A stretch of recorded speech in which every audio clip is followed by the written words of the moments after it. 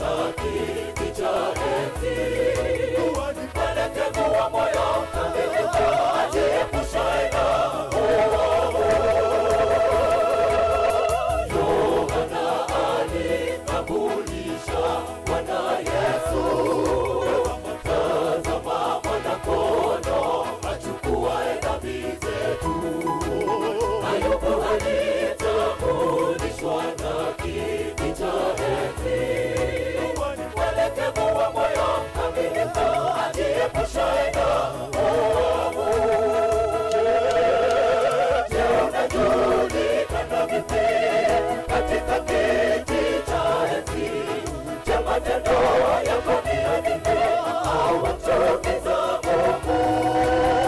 Hakuna mtu atakayeingia paradiso ya milele bila utakatifu. Wewe huwezi kumwona Mungu. Je, unajulikana vipi katika kiti cha enzi? Je, matendo yako ni ya nini? Au wamchukiza Mungu? Hakuna mtu atakayeingia paradiso ya milele bila utakatifu. Wewe huwezi kumwona Mungu.